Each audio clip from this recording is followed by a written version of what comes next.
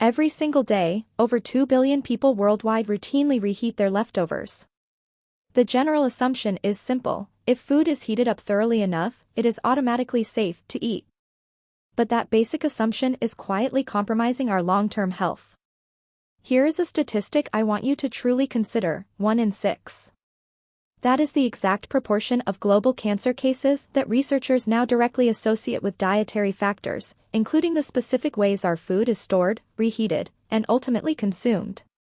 According to data published in CA, a cancer journal for clinicians, poor dietary habits stand as the second leading modifiable risk factor for cancer worldwide, ranking just behind tobacco use. Yet, almost no one is openly discussing what happens to certain foods at a molecular level when they are subjected to a second round of heat, whether inside a microwave or on a stovetop. The resulting chemical reactions are completely silent. You cannot see them, and you cannot smell them. But they are actively occurring inside your food, and subsequently, inside your body. My name is Dr. Helen, and I have spent more than 15 years studying nutritional biochemistry and the critical intersection between food science and preventive oncology. Today, I am going to walk you through 4 specific foods that you are almost certainly reheating, foods that are likely sitting in your refrigerator right now, which undergo documented, scientifically verified molecular transformations when heated a second time. These transformations carry a distinct, measurable long-term health risk. Make sure to stay with me until the very end of this discussion, because the 4th food on our list is one that almost every health-conscious individual believes is completely safe. That belief, however, is a dangerous misconception. Before we move forward, I want to clarify something essential. This is not a conversation about minor inconveniences.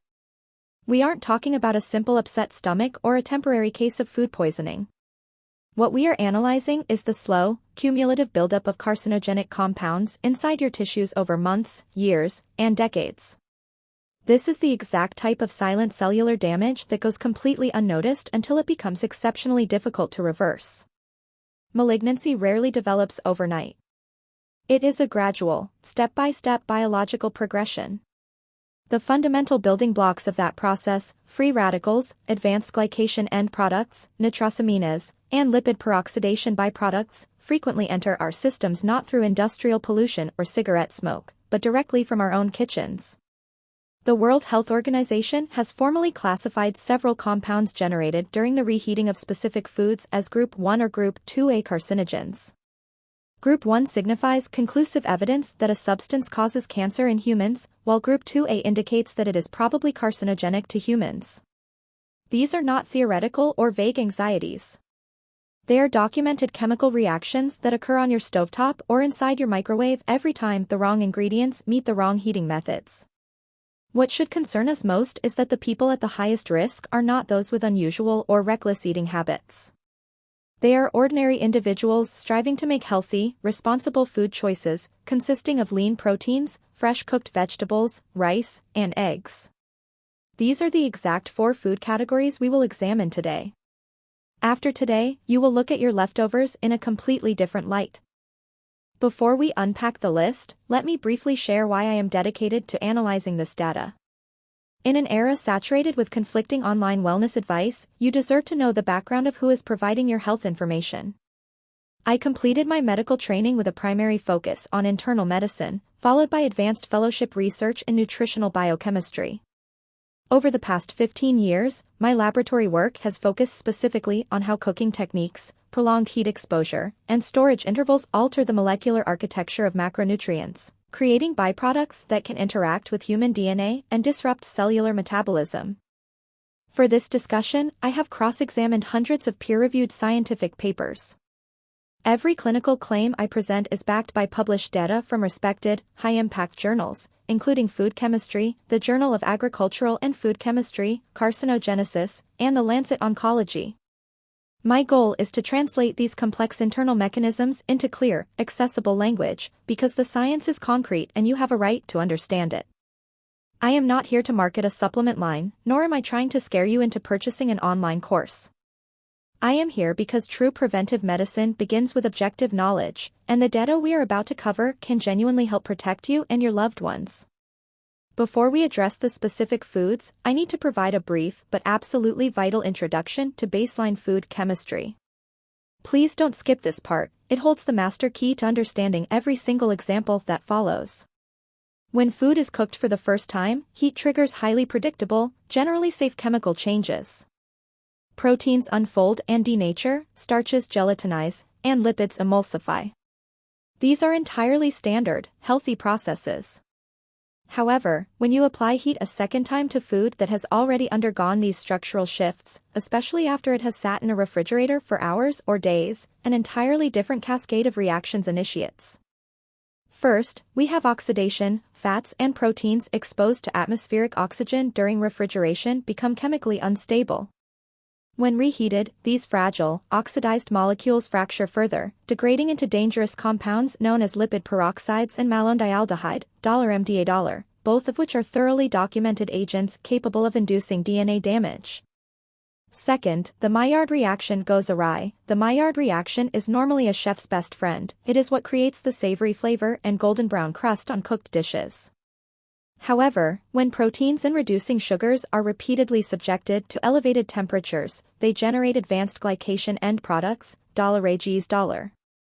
These compounds act as massive triggers for chronic, low-grade inflammation, which is a major biological driver of cellular mutation and disease.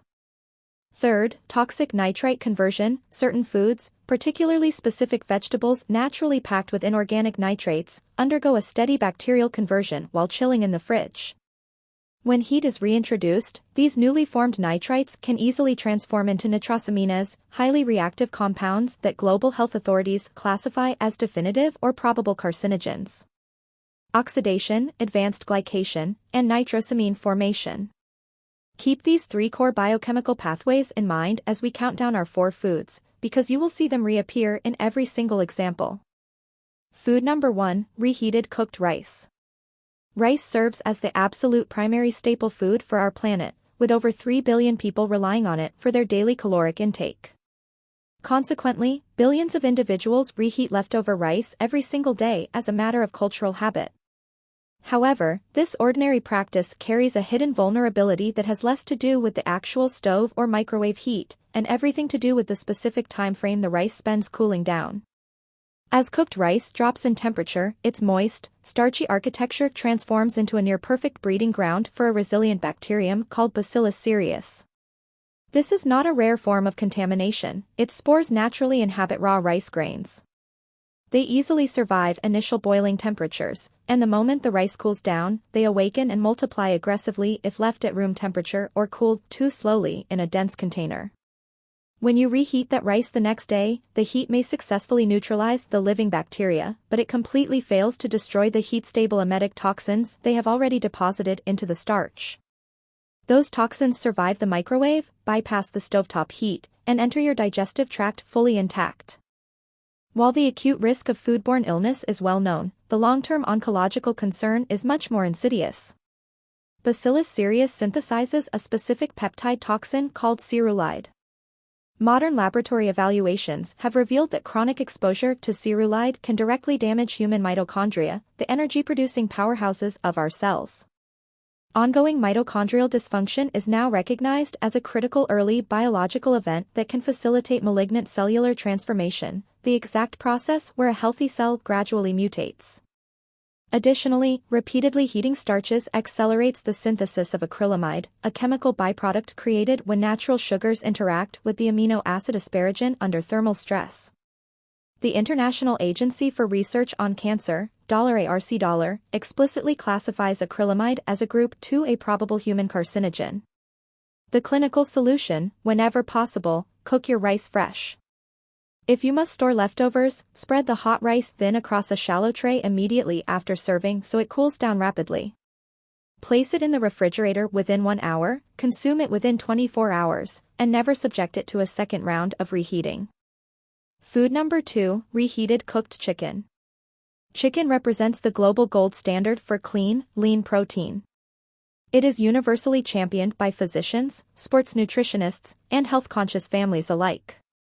But when leftover chicken is placed in the fridge and subsequently microwaved or pan-fried for a second meal, a severe biochemical shift occurs. When complex animal muscle proteins are exposed to high thermal energy for a second time, it sparks intense protein oxidation. A major byproduct of this structural breakdown is the formation of heterocyclic amines, $HCAs. HCAs are deeply studied within oncology literature. Once ingested, your liver enzymes are forced to metabolize these compounds, converting them into highly reactive intermediates that possess the ability to bind directly to your DNA architecture. This direct binding can induce permanent genetic mutations, particularly within tumor suppressor genes, which serves as a primary trigger for the initiation of cancer. A major epidemiological study published in the journal Carcinogenesis tracked a statistically significant escalation in colorectal cancer risk among individuals who regularly consumed reheated or well-done poultry.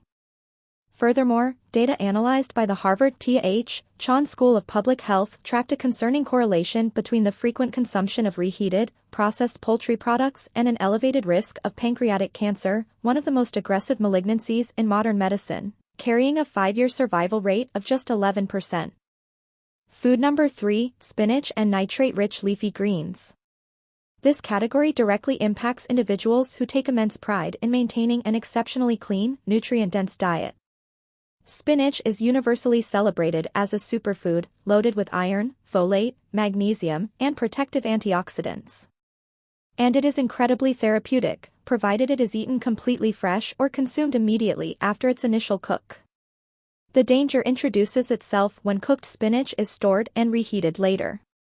Spinach, along with celery, beets, lettuce, and Swiss chard, contains some of the highest natural concentrations of dietary nitrates. In their native state, these nitrates are highly beneficial, converting into nitric oxide to support endothelial health and blood pressure regulation. However, the moment cooked spinach is placed into a refrigerator, common environmental bacteria on the leaf surfaces begin rapidly converting those healthy nitrates into volatile nitrites. This is the exact same chemical shift that manufacturers utilize to cure processed meats, the very reason the World Health Organization categorized processed meats as a Group 1 definitive carcinogen. When you take spinach that has sat in the fridge for 24 hours or more and apply heat to it, you are thermal processing a vegetable that is now highly saturated with nitrites. Under the influence of secondary heat, these nitrites readily react with the natural amino acids present in the greens, and later with the acids in your stomach, to forge nitrosamines. Nitrosamines rank among the most potent dietary carcinogens known to modern science. Controlled animal models demonstrate their ability to trigger cellular mutations at remarkably low doses, while human epidemiological data consistently links sustained nitrosamine exposure to heightened rates of gastric, esophageal, and colorectal malignancies. This is a well-established biochemical reality. The European Food Safety Authority, EFSA, has issued clear public safety guidance regarding dietary nitrate-to-nitrite pathways in vegetables, explicitly highlighting the structural risks of reheating nitrate-dense leafy greens after extended storage.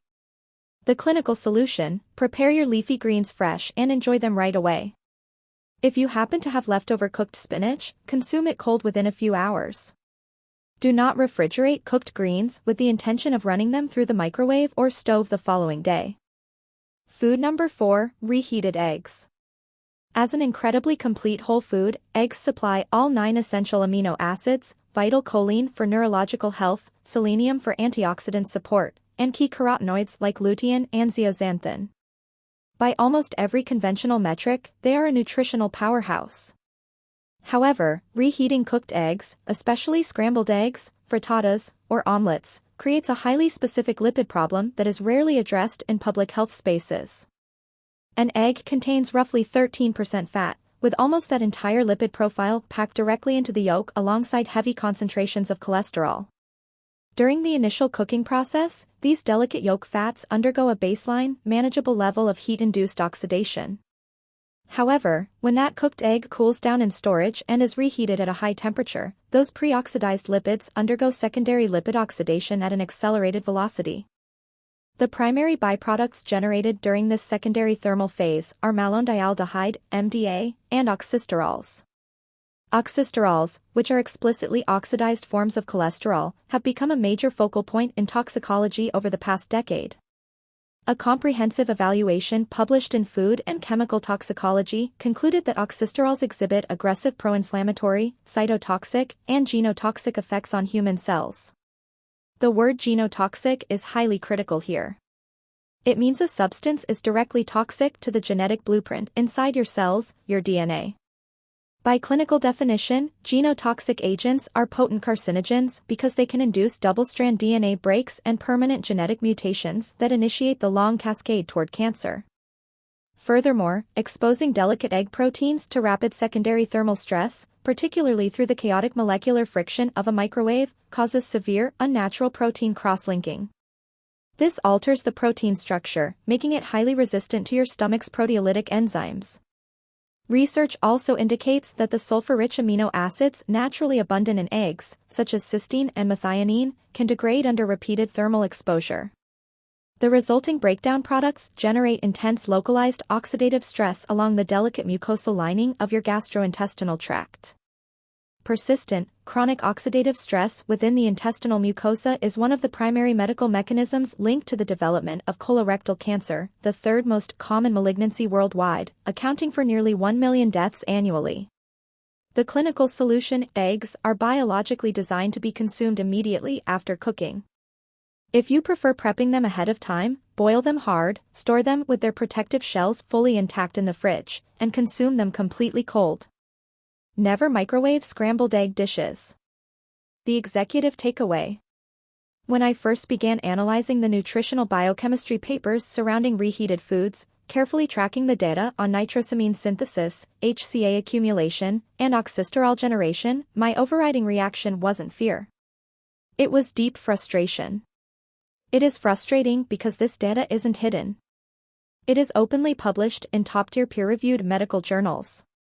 It is clearly detailed in white papers from the European Food Safety Authority and the World Health Organization. Yet, this vital information rarely makes the leap from the lab bench to the family dinner table. It is almost never communicated in a clear, practical, actionable format for everyday families. Think about the reality around us. We have children opening school lunchboxes containing reheated rice, spinach, or eggs multiple days a week. We have elderly individuals with compromised immune systems microwaving leftover chicken for sheer convenience because they live alone. We have fitness enthusiasts consuming rows of identical meal-prepped chicken and rice containers every single week, fully convinced they are maximizing their physical health, completely oblivious to the fact that the molecular composition of their food has radically transformed since Sunday preparation. None of these individuals are acting out of carelessness, they simply do not know. But now, you do. And that is the exact mission of this channel, to bridge the vast gap between what modern health science discovers in the lab and what the public actually understands. This isn't about fearing your food, it is about respecting food biochemistry. Let's review our daily clinical rules to safeguard your kitchen.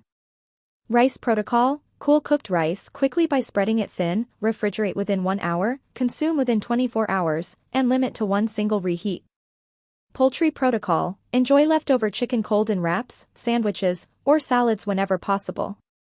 If you must reheat it, utilize a low, gentle temperature setting. Leafy green protocol: never reheat cooked spinach, celery, or beets. Eat leftovers cold within 6 hours of preparation or discard them. Egg protocol: consume egg dishes immediately after cooking. Store meal prep hard-boiled eggs unpeeled and eat them cold. Thermal control: invest in a reliable digital food thermometer. Keeping your reheating temperatures gently below 165 degrees Fahrenheit 74.4 degrees Celsius dramatically minimizes the rate of secondary lipid and protein oxidation compared to blasting food on high heat. The one heat rule: adopt a strict policy of 1 initial cook and 1 maximum reheat. If leftovers remain after that, discard them. Ditch the quick microwave. Whenever time permits, opt for a low-temperature conventional oven rather than a microwave for protein-dense foods, as microwaves produce intense, localized electromagnetic hotspots that accelerate molecular oxidation. Before we conclude, I want to ask you directly, which of these 4 foods was the biggest surprise to you? Was it the everyday habit of reheating rice? Was it chicken, the ultimate health food staple? Was it spinach, the ultimate superfood vegetable? Or was it eggs?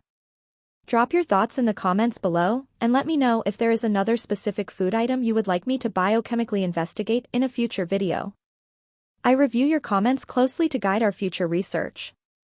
Think of someone in your life right now who routinely reheats their meals without a second thought, perhaps a parent, a sibling, a college student living on meal prep, or a partner. They don't have this data yet. You can entirely transform their approach to health in less than 10 seconds simply by sending this educational video to them. Not to judge or lecture them, but to empower them with the exact same molecular awareness you now possess. The scientific research is solid, the biological risks are clear, and the everyday adjustments are incredibly straightforward. Thank you for investing this time in your long-term health. I'm Dr. Helen, and my mission is to bring you clear, evidence-based data so you can live your life with complete confidence, health, and clarity. Warning disclaimer. The information presented in this content is strictly for educational and informational purposes and must not be construed as personal medical advice, clinical diagnosis, or a treatment recommendation. The scientific concepts discussed reflect peer-reviewed literature available at the time of production.